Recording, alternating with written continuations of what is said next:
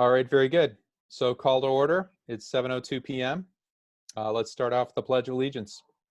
Okay, hold on 1 second, please.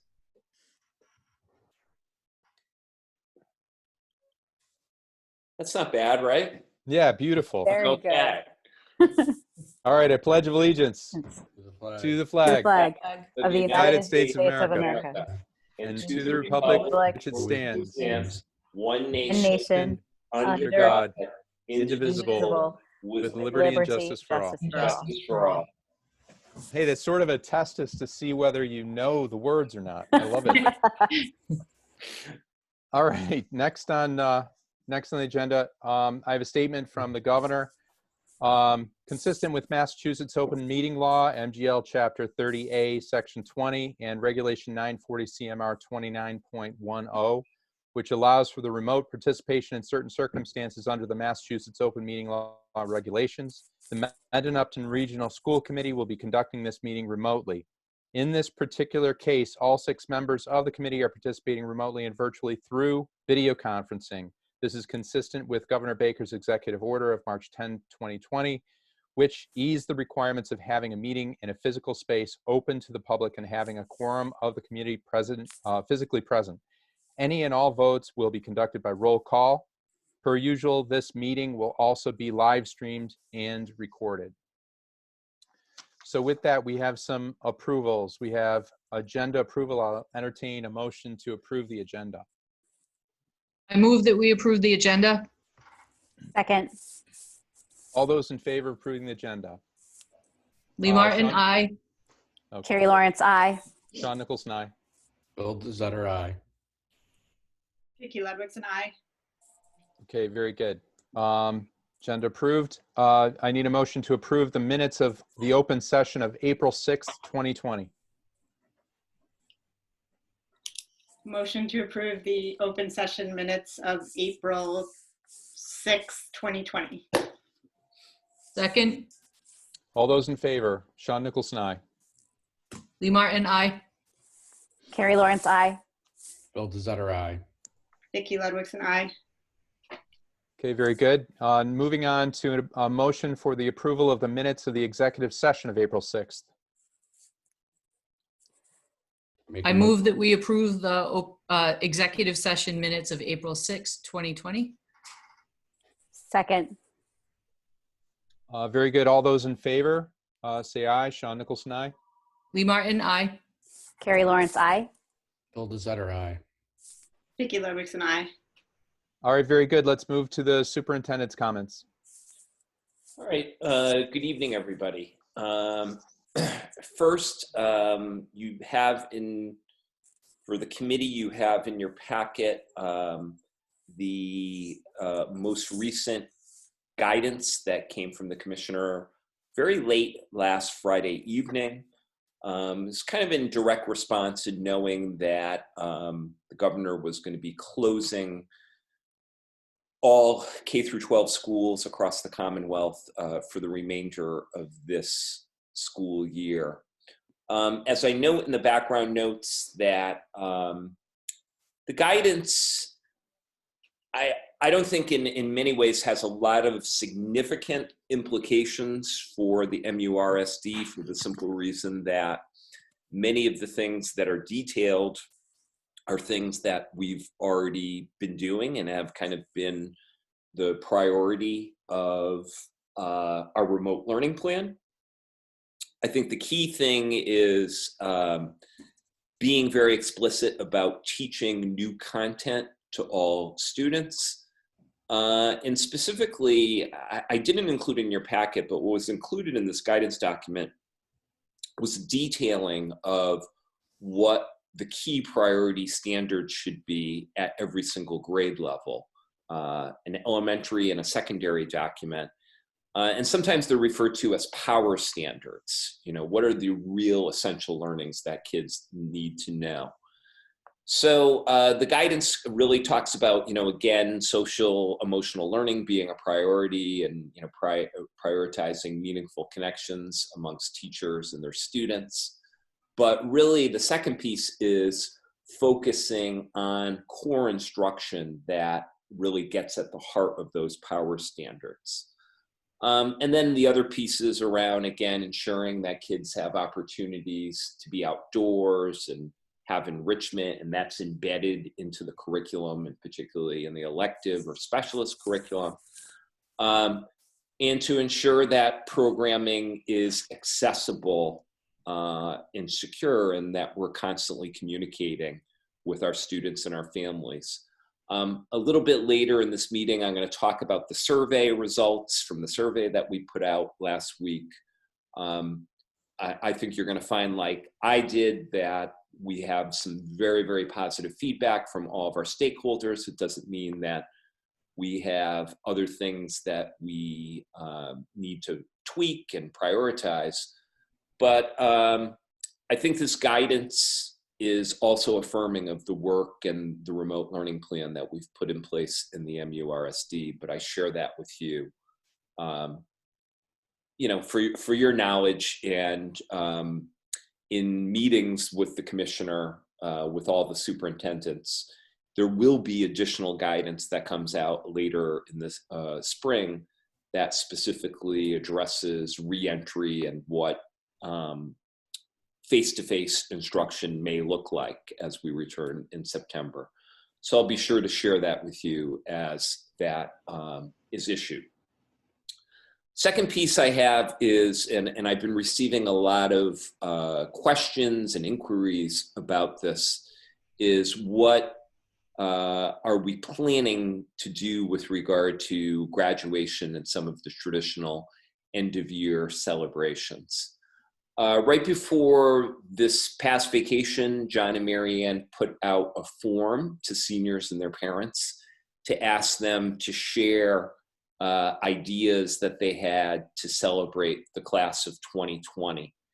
And I'm sure some of you, I'm going to just do a very quick screen share, have seen this. Many area schools are going to this, if I can call this up quickly. But very shortly, we will be disseminating yard signs like you can see on the screen that say that the student living in the house is a proud member of the NIPMUC class of 2020. So many thanks to John and Marianne for, in very short order, putting that together.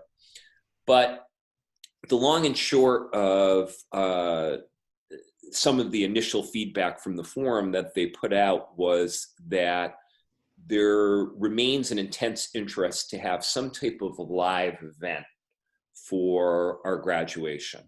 I know some schools are looking at doing some type of virtual graduation ceremony. Basically picture a massive Zoom type room, but it would also be customized so students could do, there could be performances, there could be speeches and so on. But again, I think the mindset at this juncture is to look at a live event.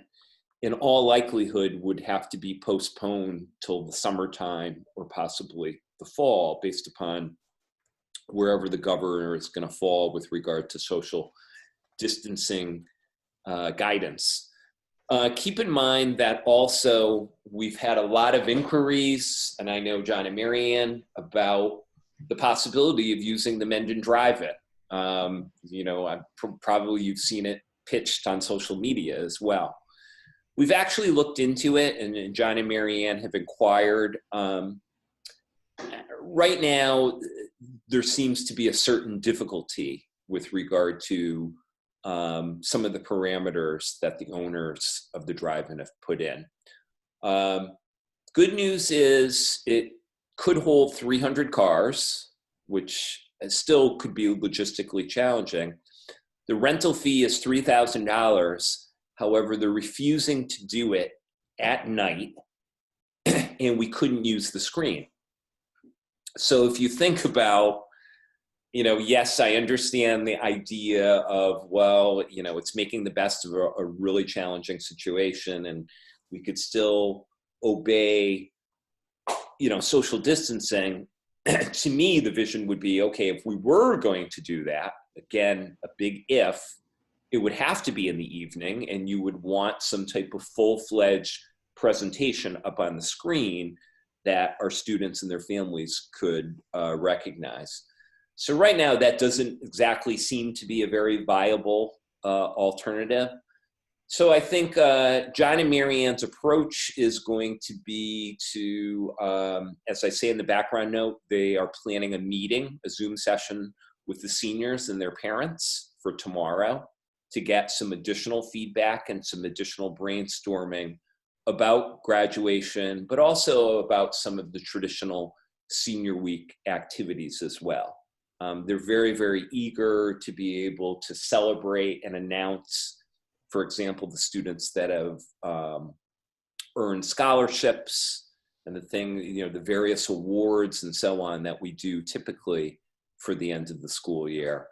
John and Marianne, I don't know if you're present. I think you are. I don't know if either one of you guys, yeah, there you are. Hi. Would like to add anything? I would just say that we're really committed to making sure it reflects the wishes of the kids and the parents. This is their time. And we noticed that this time impacts everybody, but especially our seniors who had so much that they were looking forward to. So tomorrow we are meeting with class officers and advisors in order to have that conversation. And then we're going to put together, as Joe was saying, some open forums for people to contribute their thoughts, but also have a survey go out to families so that we can make sure we're finding solutions and alternative plans that really reflect everybody's wishes. Marianne, anything you wanted to add to Yeah, I that? would just add too, the ideas that people have been sharing on the forum have been great. And I think, the communities are approaching it in a variety of ways. And, we're not going to be able to make finalized plans, obviously, until we get additional guidance from the governor. But I think we have a good jump on some things that could make it special and memorable for our students. We're spending a lot of time too talking with other principals about this. We had our league principal meeting. We have one weekly now. And we talked about what other schools in the league are doing. And then also have been connecting with I would say it's about 20 or so Metro West schools to get a sense of how they're going to be celebrating senior events. Feels like everyone's in a similar spot to where we are, is reaching out, getting sort of taking the temperature of their community and figuring out what people want and then customizing it to each community. But as you said, Joe, we're really committed to making sure that this is a special time, as special as possible for these kiddos. They deserve it. Absolutely. Absolutely. Next, I just would like to really acknowledge the work of our food services director, Diane Mucci. I sent out an email blast today, and also a little something on social media about the work that she's done literally since the very first day that we haven't been together physically, March 16th. This first was started with the grab and go lunches for our students. And after doing that over a period of 3 weeks, it kind of morphed into something different. She was finding, based upon feedback and in talking to some of the families that were coming for the grab and go lunches for their students, that it would be a little bit easier to provide a week's day of items. And it kind of morphed into lunch and to breakfast items as well. So what she's basically doing, along with a couple of her staff members, is putting together kind of these food boxes, or kind of care packages, for lack of a better word, that have a week's worth of assorted lunch and breakfast, but also healthy snack options for students. And I think I shared with you in the packet kind of her numbers as far as the number of meals that have been produced and shared over the last 3 weeks. She loves doing it. Again, they are reimbursable through the federal school lunch program. And then also, to be very honest, there's also a reality of she's great with regard to ordering and finding deals and we still have some very good inventory in our food services program across all 4 schools. So we're kind of doing more of an all call. Realize we don't have very, very large numbers in the district with regard to free and reduced lunch, but we really want to access our families and let them know. And as always, this program isn't, we'd like to be able to identify and reach out specifically to our free and reduced lunch families. However, this is open to any family that has any need whatsoever. So again, I think it's a terrific program. I really would like to recognize Diane Mucci and her staff that have really stepped up and provided this need. Okay. Excellent. And then last, I think this is a conversation that I think we should start tonight. And I think tentatively we're looking at Thursday evening. Again, I really want to say in the PDC, I guess that's not happening, via Zoom. We're looking at a multi-board meeting to talk about some of the financial updates and the outlook for this coming year FY21 budget. I know we've just started to talk about some of the issues that we're looking at, but I think we have to start rethinking the operational budget in light of the reality that we're in due to the COVID crisis. I think there's still, unfortunately, a great deal of uncertainty, but I think something that is certain is there is going to be a fairly significant shortfall in revenue.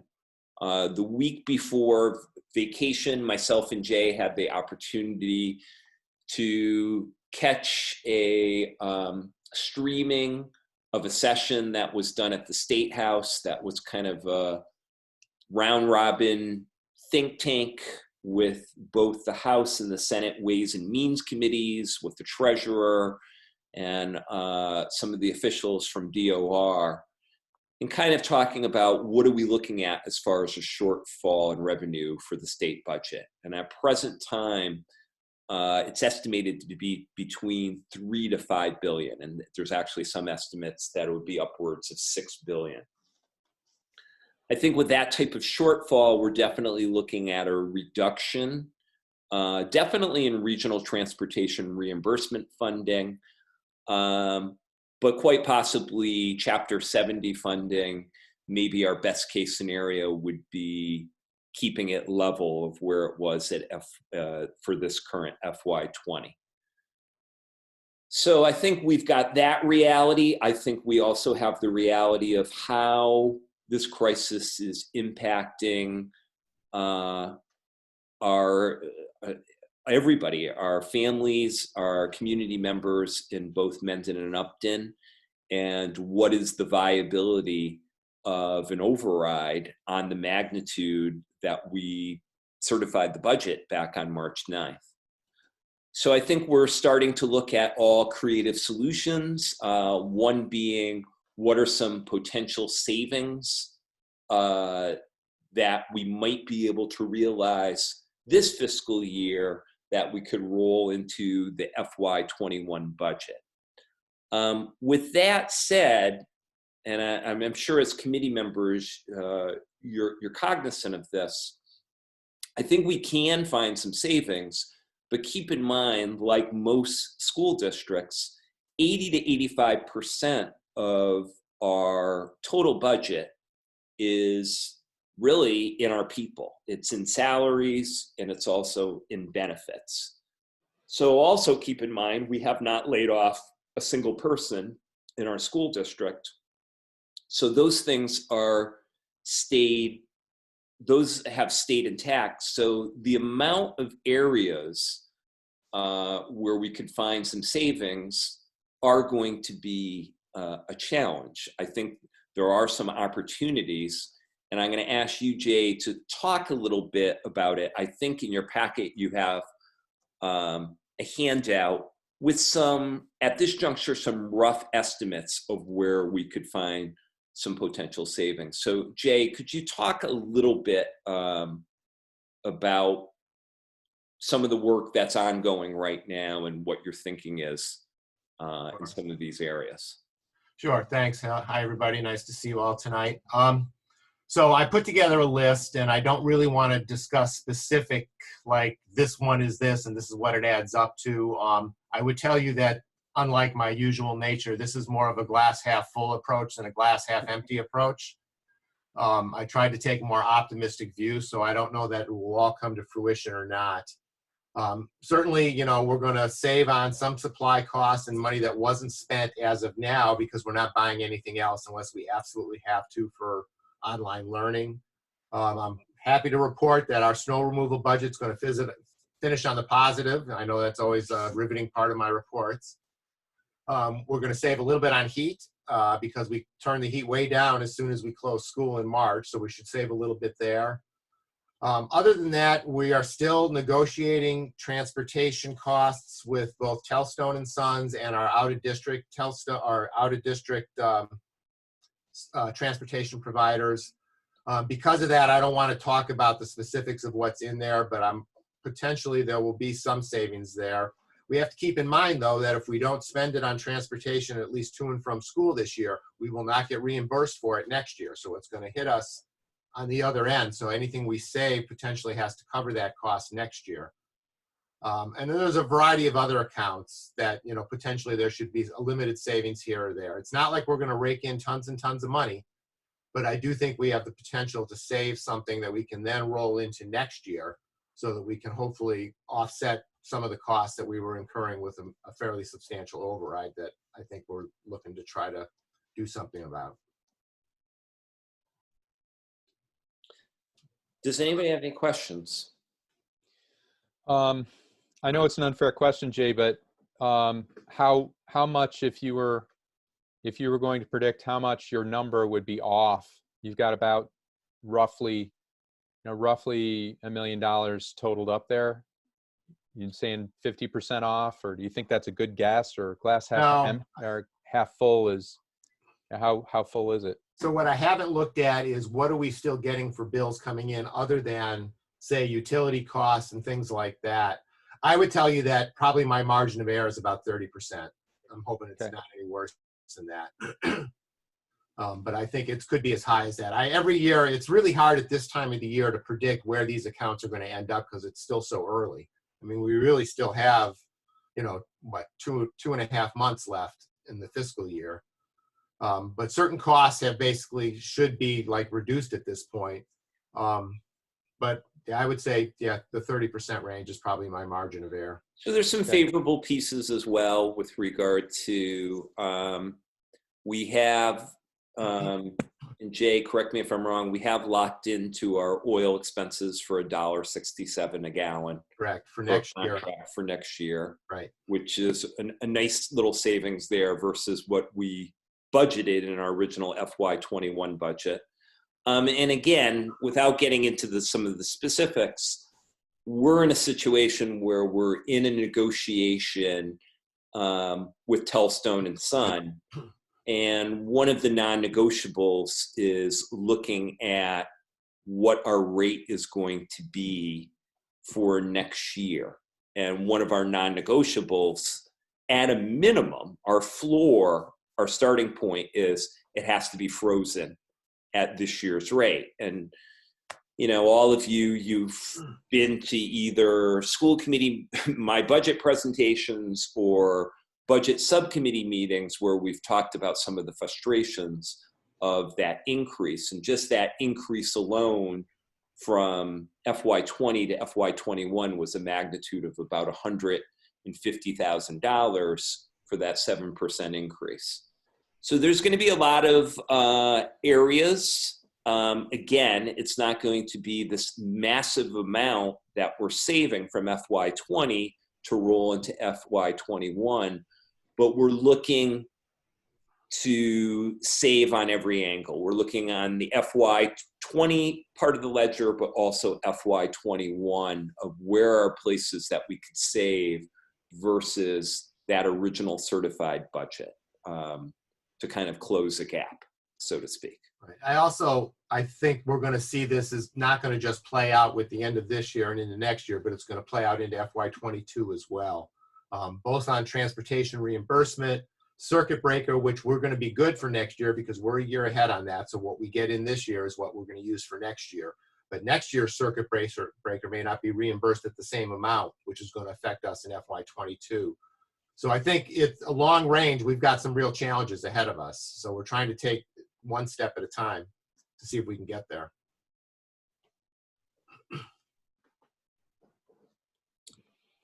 Anything else? Okay, that's what I've got, Sean. Okay, let's move on to old business. The memorandum of agreement with the teachers, custodians, and administrative assistants in the associations. Well, you have in your packet the MOA that was approved in executive session. Just generally speaking, as far as a high-level overview, it is a memorandum of agreement that is highly aligned with the terms of the MURSD remote learning plan, as far as talking about kind of the conditions of employment and working conditions, but it also explicitly states that the employees in those 3 bargaining units will be kept whole during the time of closure. I'm pleased that we are using all of our employees. Again, I think this is an MOA that serves both sides very, very well. Yeah, I'd just like to add that we're obviously pretty grateful for having a teachers association that can work with us and all the associations as well in this very trying time. So we're very appreciative of them. Okay, so let's move on to new business. The results of the MURSD survey on remote learning. Okay, I'm going to do a share again, my third and final time.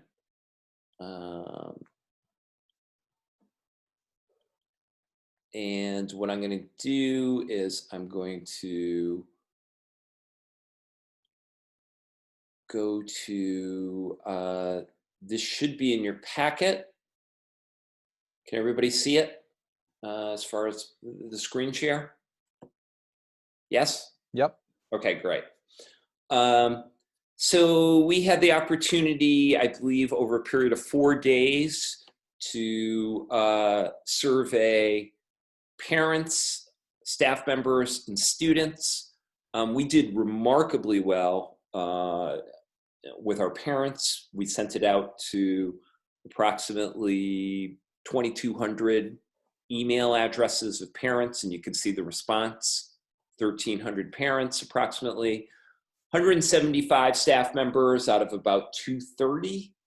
Our students was I think 330 is a decent population size. It's a little bit low. I think the challenging thing was the avenue in which it was shared with them was email. And I think some of our students, and I think that's kind of a generational thing, just don't check their email. So it really, we tried our absolute best to create a survey that was parallel so that parents, staff members, and students were kind of generally asked the same questions. There were a few variations here and there. But by and large, what you'll find is there was a lot of convergence in how different stakeholder groups answered some of these questions. So I'm going to try to not make this death by PowerPoint. I'm going to go through these relatively quickly. And if somebody has a question, please interrupt me. So first series of questions is real simple around communication. Asking parents, hey, are your child's teachers communicating with you on an ongoing basis so you know what's happening and what's expected? So you can see in total, about 89% of our parents either agreed or strongly agreed with that statement. As far as students, it's almost identical. About 89% of students agreed with the same exact statement. My teachers are communicating with me. Oh, I apologize. Oh, no. Cancel that. And then kind of flipping it and asking staff members, my students and or their families have been responsive to my ongoing communications about what is happening and what is expected. It's about 82% of the staff agreed or strongly agreed with that statement, okay? So again, you'll see a fairly high degree of convergence. Okay, so we also asked a bunch of questions about engagement and how well students were engaging in the schedule, in the work, and so on. So a real simple question, the school's remote learning schedule is manageable for my students. So you could see about 84% of parents agreed or strongly agreed with the statement. And then kids, kind of an interesting one. And again, we're talking about secondary level students. It was a little bit lower. It was about 68% of students agreed or strongly agreed with the statement. And some of the students in the comment section talked about that they thought 9 o'clock was too early to start classes. I'll save commentary for later. And then for staff members, the school's remote learning schedule that has been adopted is manageable for me. You can see it's about 85% of staff agree or strongly agree with that statement. Then of our parents, my child has been attending his or her live learning sessions. 96% parents agree. And then of our students, I have been attending my students' live virtual learning sessions. It's about 95% agreed or strongly disagree. Agree rather. So then we asked the teachers, and again, I think we could have a conversation about, do the 330 students, are they necessarily a representative sample of all of our students? And again, some of the commentary seemed to indicate that a lot of the students might have been AP or honors level students, students that were highly academically motivated, they check their email. So this question says, in a typical live learning session, this percentage of my students have been attending. If you look at the purple part of that, it's about 61%. I have a notation removing the light blue part of that pie, that 12%, because that refers to not applicable. So keep in mind that we asked all staff members to take the survey, and some of them were folks like counselors, school nurses, and so on, that aren't in charge of specific classes. So if you remove that out, it becomes about 70% of our staff is saying that the kids are showing up. About 80 to 100% of students are showing up for any given live learning session. So then, kind of an interesting question. My child has been accessing his or her teachers for extra help or to answer questions during virtual office hours. It comes out to be just about exactly 50% say that they agree or strongly agree that they're coming for office hours. And again, it's almost identical. 48% of students agree or strongly agree with that statement. So as far as expectations for work and work assigned, parents I find that the amount of work that my child is assigned is just right or manageable is about 72%. And I do find it kind of interesting. If you look at those other two pie slices, too little, too much, they're almost equal. And again, we found in the commentary, it wasn't in the majority, but some of these polar extremes of saying, oh, you know, my child and I were just overwhelmed. And then the opposite, my kid needs more work and my kid needs to be challenged more. So it's kind of an interesting phenomenon. And then our students, 56% of them are saying it's just right, it's manageable. And then in red, 42% roughly are saying it's too much. You notice that there's only that tiny blue slice saying there's too little work. So again, this is kind of interesting. It varies from what the parents are saying, but again, it's also largely a teenager's perspective as well. Then our teachers had a little bit of a variation on this question. My students are engaging in the work and lessons that I've been providing. Again, it's pretty high. It's about 87% of our staff strongly agree with this statement. So it's pretty high. So then, you know, if we recall over the last couple meetings, we've talked about in designing a remote learning plan, how long should students be engaging in work and what should a remote learning day look like? So parents are asked, my child is spending the following amount of time on schoolwork daily, including the online live sessions with teachers.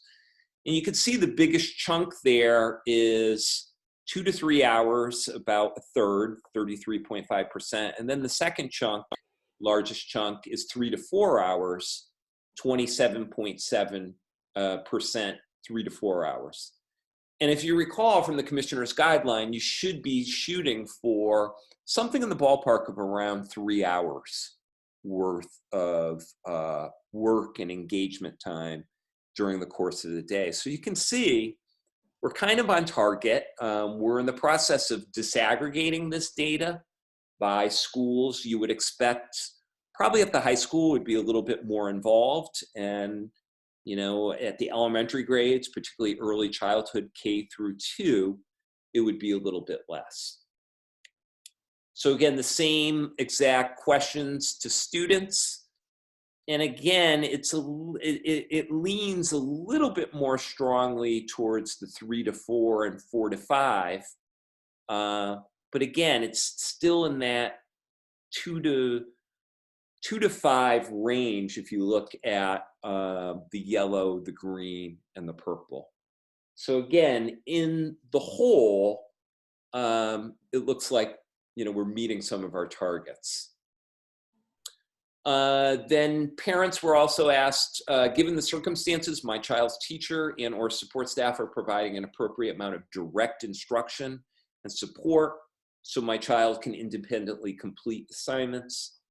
75% of parents agree or strongly agree with this statement. And then again, pretty close correlation with our students, where it's the same exact statement and it's about 73% of our students are agreeing or strongly agreeing. So then we asked kind of a parallel question, but with a different take to our staff. Of the work that I've been assigning, I have been receiving this amount back from students. So again, in this 2-week span, what percentage are you getting back from students? So at face value, if you look at purple, 40% of teachers are saying, I'm getting about 80 to 100% back from students. Again, this is a phenomenon where that light blue, that's at 15.4%, the not applicable, has to be removed. So if you remove that, it becomes about 50% of teachers are getting 80 to 100% of their work back from the students. And kind of the interesting phenomenon and we'll be able to dig a little bit deeper in the disaggregation. We're actually finding more issues with that at the elementary level versus the secondary level, for the simple reason that elementary students, through a lot of this that we're trying to accomplish online, are highly dependent on their parents and highly dependent upon their parents' schedules and managing the technology and so on. And then kind of another interesting question that, again, was very much driven by some of our elementary teachers that wanted some of this data. Overall, the quality of work that I've been receiving from students since we started remote learning, again, pulling out the NA, it's about 70% say it's of equal or greater quality that they would typically expect. And then, as we talked about last meeting, as far as going to a system where we're not grading, and again, for specific assignments, we're giving credit or no credit. I understand what quality of work must be for a student to receive credit for a remote learning assignment. It's about 73% of parents rather agree or strongly agree. And again, close correlation with our students, where it was 71% agree or strongly agree. So then we had a couple kind of open-ended questions, kind of short, fill in the box around how can we improve the program and what type of training or what type of support would be useful. So we asked, it would be helpful if the district could provide some training or support in these areas to help manage remote learning. So basically about half of our parents responded to this. These are the top 4, and I don't think that there's anything that's really earth-shaking. The number 1 response was managing screen time. Then secondly, how to obtain extra help for your student. How can we get some tech support with the various apps? And then concerns around student safety with video conferencing. Kind of a parallel question to our teachers, what type of support or type of professional development would they be interested in? And again, you can see things like, how do I make my lessons more engaging? How do I convert lessons that I already been using and making them strictly virtual? What are some of the different apps or emergent technologies that I could use to promote asynchronous learning? And the SEL piece as well.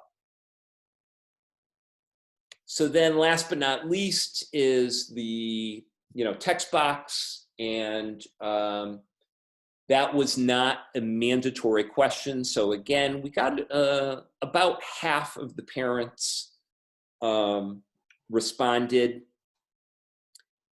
And it's difficult to go through 627 comments, but I think some general themes emerged, and no word of a lie. I want to say at least half of the commentary was just super, super positive. It was a lot of appreciation, a lot of praise for our teachers, for administrators, for our staff, for just kind of ongoing support and communication in a really, really challenging situation and being thoughtful about the approach. So that's much appreciated. I think we saw some commentary around ongoing concerns about the efficacy of providing ongoing supports and accommodations strictly in a virtual environment, for parents that have children with either IEPs or 504s. One that came through pretty strongly was if the district could have the ability to streamline communication, to streamline the number of different apps that teachers might be using. some parents talked about, okay, it's Monday morning and I'm going to get 11 different Google Classroom notifications, or I'm going to get a whole slew of emails and so on. As I talked about, when you go through all these comments, again, you see this real dichotomy, and I think a lot of it is dependent upon the situation in the home. We had some parents who said, we're overwhelmed, we're both essential workers, we can't keep up with the number of Zoom sessions. It's just too much. And then we've had some parents who said, why can't the teachers just have the normal schedule that they usually have, except do it online on Zoom? My kid needs more attention on Zoom, more live sessions. So we saw some of that, saw some frustrations. And again, I think a lot of this was with our younger students, the stress of trying to balance schedules, particularly if you have parents working in the home, telecommuting, so to speak, and they have multiple children that are at the elementary and middle level, how challenging the balancing the schedule was. Did have some parents, and again, I think it was I can say the word statistically significant, probably in the ballpark of 12 to 15, who wanted more work for their students and more assignments for their students. As far as our students, overall, I think there was general satisfaction. One of the requests was more consistency in due dates for assignments and having a fair amount of warning. Some of them, and again, it wasn't a majority, but a statistically significant, said that they were getting too much work.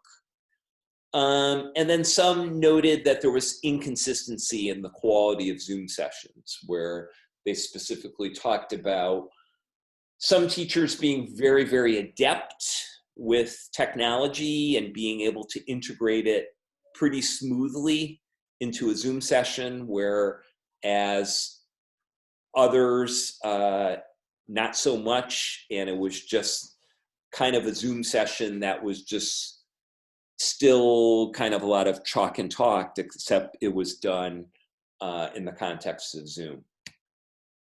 And then our staff, again, generally positive commentary, generally commentary about that it's a manageable schedule for them to meet some of the challenges.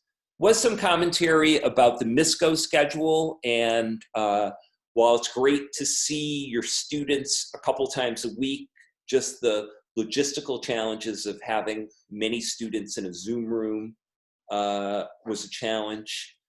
A lot of them had commentary about really ensuring that appropriate planning would occur, again, to meet those power standards, but to ensure that there's consistency across grade levels and across common courses.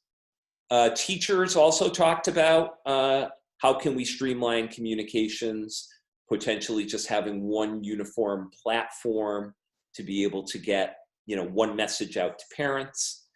And then from some of our high school teachers, particularly, concerns about potential engagement that, and it's kind of interesting. My wife is a 6th grade coding teacher, and I hear this every single day, where you have students check into a Zoom session and they're muted, but they also turn off the camera. So as a result, yes, you might see Johnny's name and they're present, but unless you've got something that's very dynamic and very engaging and very interactive, there's some question about, well, how is this student actually even physically present, let alone engaging? So that's what we have after, a quick, but I think useful surveying of our 3 stakeholders. like I said, our next step within the next 24 to 48 is we're going to disaggregate it by school. And I'm asking the building principals to, in turn, during their staff meetings and grade level meetings and so on, to share it with the staff to further tweak what we're doing. It's our intention to do this on an ongoing basis. This isn't just, hey, we did this after 2 weeks and that's it. We want to make this dynamic because, as we said last time, we need to remain cognizant that this program is new. We've got to stay flexible and we have to adapt based upon what meets the needs of our students and what meets the needs of our families. So I know that's a lot in a relatively short period of time, but if anybody has any questions, I'd be happy to answer them. I mean, just a comment. It's I think it's impressive not only that we're getting positive feedback, but also we're getting reinforcement from the between the teachers and the students. Yeah. And then also seeing similar reactions from the parents. That tells us that we're getting real data from all the constituents. So that part's really positive. I know that when I was talking to parents that were having issues, I think you hit the nail on the head that it was more of the elementary students who were having trouble with the online learning experience, and the parents of the elementary students who were having serious issues managing the family and managing how they would do that for the day. So, one of the comments that I heard was, we have just now started getting into the rhythm of things, and then we're going to take April break, and it kind of screws us all up. So probably for the next week or so, the families that were having struggles before vacation are probably having them for the next few days. So I hope we're aware of that, and we're trying to take steps. Yeah, we're very cognizant of it. I believe, including this week, we have 7 more weeks of this. I'm going to be really honest, and not to be, maybe it's my turn to, Jay was the glass half full guy today, and I'm the glass half empty guy today. I guess we're switching roles. But I think we very much have to be prepared that remote learning may be in our future in September. Or at some point during the 2021 school year. Some of the things being proposed would be, would we, upon returning in September, possibly be looking at some type of hybrid model where not all the students would be in the school at one time, and as a result, we'd still have to do remote learning, but also combined with some face-to-face learning. I'm sure you've seen some of the accounts in the press around, what if there's a second wave and we're going to have to go back into this period of quarantine at some point in the fall or the winter.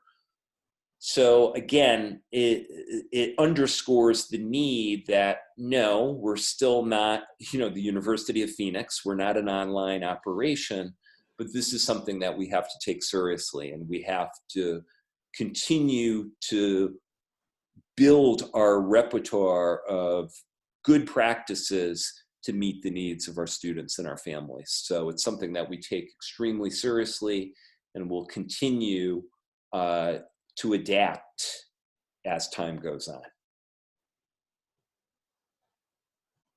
Joe, given that there was like a fairly large discrepancy between the students and the parents in terms of like how many of them said it was too much work, you had like 41.5% of students saying there was too much work assigned versus 13.5% of parents. I'd be kind of curious to see, once it's broken down by school, how much of that is, right? Because your student responses are only coming from the secondary level, whereas the parent response is everybody. So I don't know if that accounts for some of that. But that would be kind of interesting to find out. Yeah, concerning. That's a lot. That's a big number, saying it's too much. So yeah, and I'll be more than happy to, once we've got those disaggregated by school and by level, I'll be happy to share those with you. Again, I think some of our concerns around engagement, our concerns around work and so on, they've been a little heavier at the elementary level. I mean, it's kind of reverse of what you see traditionally. You know, some of our parent feedback, particularly from the older students, was glowing. I mean, I think it was glowing across all levels, but I think the fact that a typical middle school and definitely high school kid can be a lot more autonomous and function with their schedule, and they can manage the technology, leads it to be a lot more manageable and less stressful at that level versus, you know, if you've got a kindergartner and a third grader at home and you're trying to manage that schedule and trying to manage, you know, communicating with the teacher and getting the kids up and running. I understand the stress with that. I really do. Just a quick question on one of the comments in the student feedback was about more consistency in the due date. So my understanding was all the work is being assigned on Monday and due on Friday. So I wasn't quite clear on what the feedback or what the concern was there. I think there's been a couple cases where we've had teachers do something like, and again, I think this might have been a situation with an AP class. And I think some of our AP teachers, I had one student who I actually know quite well, who's a graduating senior, who was literally the first person to respond to the survey. And she shot me an email and she said, you know, Dr. M, you only put a 500 word limit here. Or 500 character limit here. I'm going to tell you the real deal. And it was the type of situation, it was one of the AP classes where it was kind of like, well, we're going to have a quiz tomorrow because we really, really are going to need this for the tests and so on. So I think we've had some instances where some of our teachers have given some more short-term assignments that have been due the next day or something like that. So I think some of that commentary came out of that. Got it. Thank you. Now, I was just thinking as we were going through this in September, you know, we will face a big problem similar to what we have today with the elementary folks. I'm wondering if there's any way to take advantage of the fact that some of the high school seniors are going to not, I mean, there may be delays within their school year as well. So there may be some way to utilize their time for mentorship. I think it's a distinct possibility. But I have no idea whether that'll actually work. Yeah. Yeah. Can I ask a slightly different question? So first off, I think the feedback I think I kind of expect it in terms of hearing from different parents and also seeing, you know, when you move things online, they're traditionally delivered in a live presentation set. And, you know, we're asking a lot of our teachers and our educators to kind of go through shifting everything they're doing. So, you know, the bumps in the road and smoothing it out and all those kinds of things I totally get. But what are we doing? I mean, you're talking about September and other areas. Are we doing any other scenario planning in terms of what does it look like if we have to go back and we got to do something maybe on a hybrid level, or we go back fully, or, you know, are we doing any of that planning in terms of what do we have to do now to get the schools ready in terms of being able to go back? I mean, clearly online would be what this is. In what we're doing. I mean, probably I would imagine you do some professional development over the summertime and how to improve the online learning experience at different levels. You take the lessons learned of all the various different pieces and do that. But I guess my question is, what are we doing also too about the potential of going back fully live, you know, at the beginning of, you know, the September school year? So it's a great question. And I think you're opening up an enormous can of worms. Not that you would ever do that, Phil.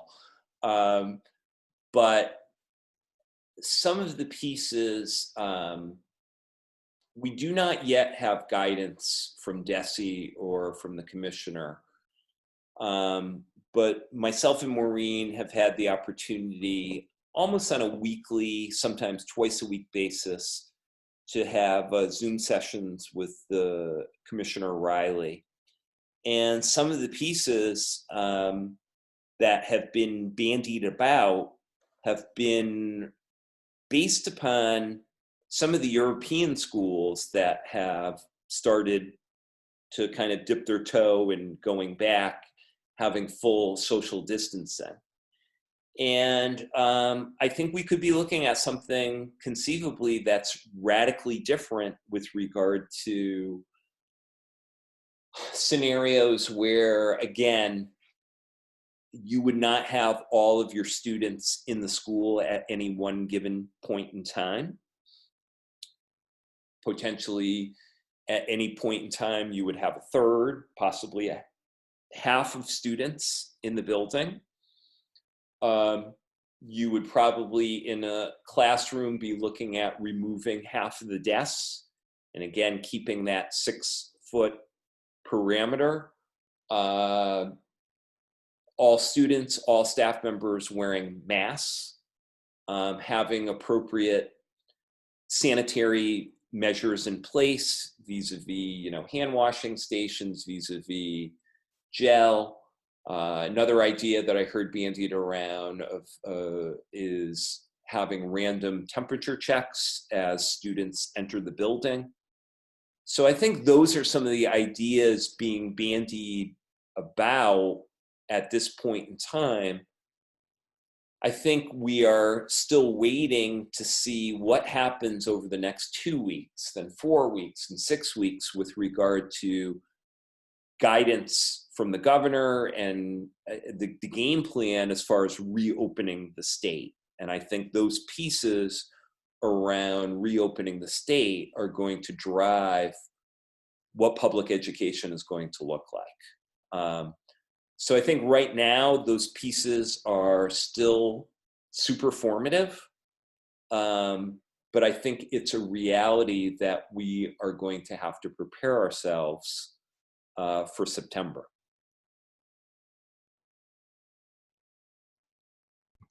Yeah, I totally agree with that. But I also think it's important to make sure we're getting the message out clearly that we're looking at all alternatives and that it's not just one thing or the other. I mean, I know, for example, you have a number of colleges that I agree are looking at everything from potentially not having school in the fall semester, going back fully and normally. But the going back fully and normally part is actually not clearly being communicated. And so you're getting a lot of people that are just jumping to the conclusion. I think there's a lot of still unknowns. Yeah. We have time, we have other pieces. I mean, you look in other countries, you deal with other places in schools and things like that. You see what's happening in different environments. There are other places that are starting to return, I call it, to the new normal. The question is, how do we define the new normal for ourselves? What does it look like? Yeah. And I think there's going to be some significant challenges. For lack of a better term, when Commissioner O'Reilly was discussing these things, he was discussing them in a very professional manner, but there was a certain element of it that was almost kind of amusing, not amusing, M-U-S-I, not amusing, like haha, that, instantaneously in this massive chat box, a bunch of superintendents started feverishly typing of press back of saying, wait a minute, how could you ever do that? How would that work with regard to daycare? And how could we manage schedules? And what about parents that would still be petrified to return their children? And what about, medically compromised employees and so on? So there's a lot of considerations that are going to have to be considered should we enter, again, this new type of normal upon returning. But I personally think, based upon where we are right now, and I can't see us being in a situation where we return in September and it's like a typical first day of school, and it's a typical same old without some degree of social distancing measures that are going to have to become part of our new normal.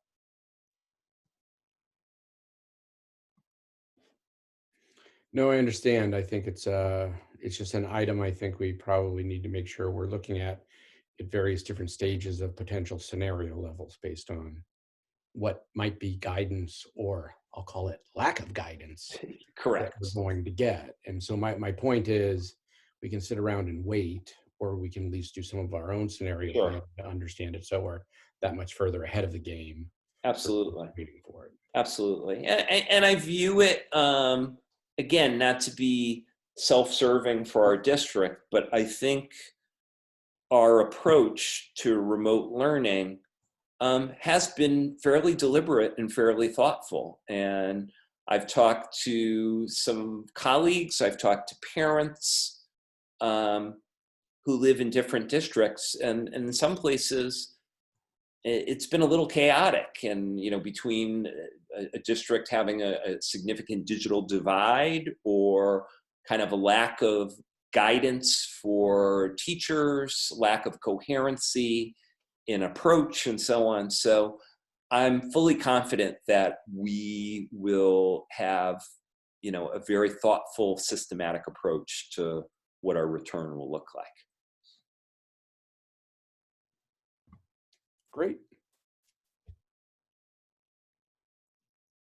Okay, so Joe, you have an introduction to make, I guess. I do. And I do wish we were in the old normal, so to speak, because I am really, really thrilled and delighted to introduce all of you to Wendy Bell, who is somewhere in this Zoom room. I'm here.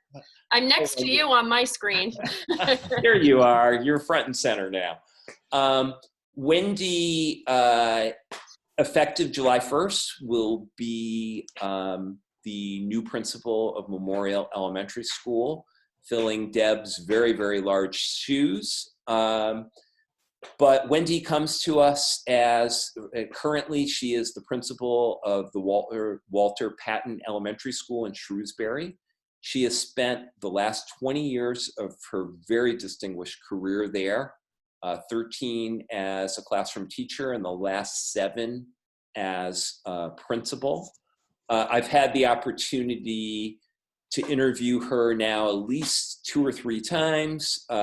We had an outstanding search committee that Maureen Cohen headed up, that had Memorial teachers, Memorial parents, some district administrators. They did an exemplary job.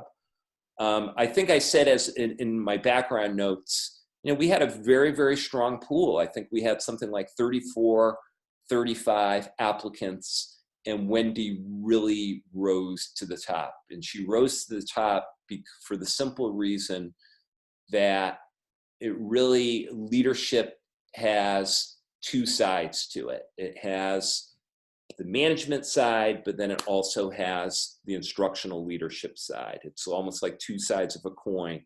Wendy is super solid on both of those fronts, and it came very, very clear through the interview process. It became very, very clear in touching base with references. I had a very lengthy conversation with her superintendent. So we are absolutely delighted that she is going to be joining us effective July 1st. I know Wendy is chomping at the bit, so to speak, to connect with all of the stakeholders in the Memorial community. So I just wanted to take the time to formally welcome her, formally recognize her as our incoming principal, and introduce her to you, the school committee. So welcome, Wendy. Thank you. Thank you, everyone, for the warm welcome. I've been really thrilled with the outpouring of emails from all of the staff at Memorial and from the district leadership team, and in particular, Deb Swaim. She and I have been chatting during this meeting. Just kind of unbelievable, the time that we're in this moment in history. And neither of us, neither her when she decided she was going to retire, nor me when I decided I was actually going to submit an application, ever in a million years would have thought we'd be in this position right now. So I'm really grateful that she and I are going to get to work together this spring and through the summer to try to do the best we can for the students at Memorial. So thank you. Welcome, welcome. Thank you.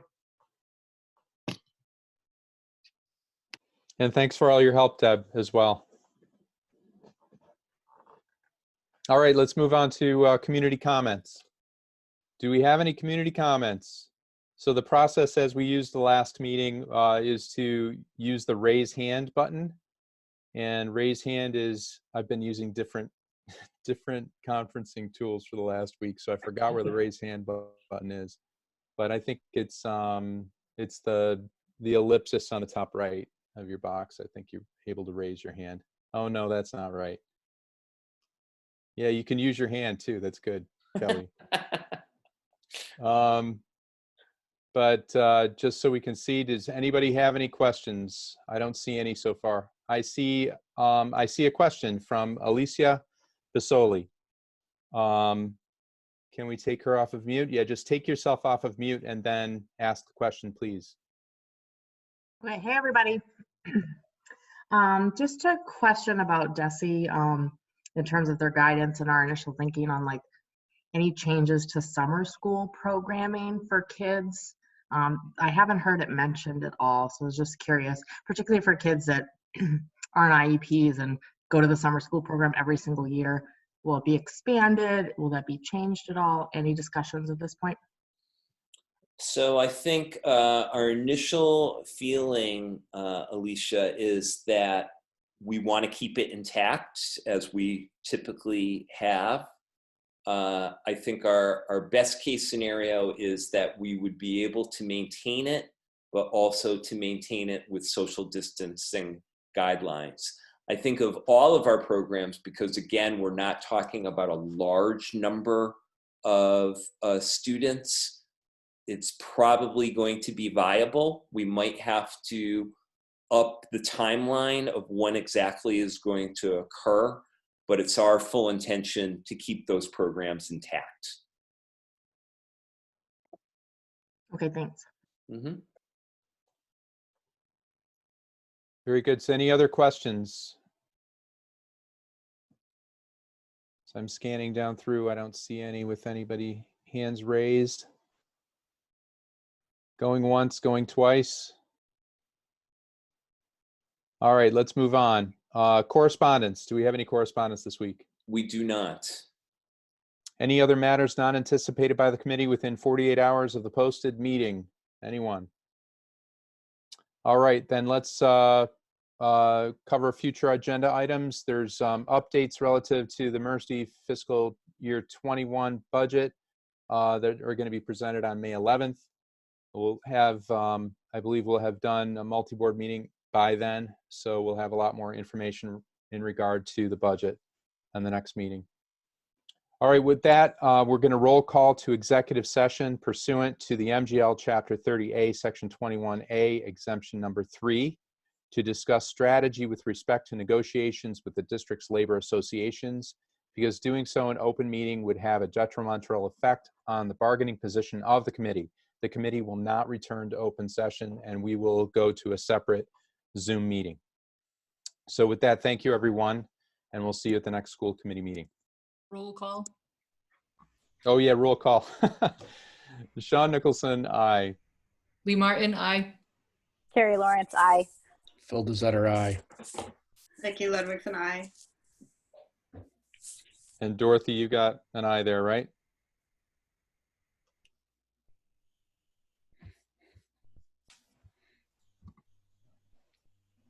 I think she said aye. We've got a unanimous yes, I think. All right, we'll see you in the executive session. All right, thank you, everybody. Thanks, everybody.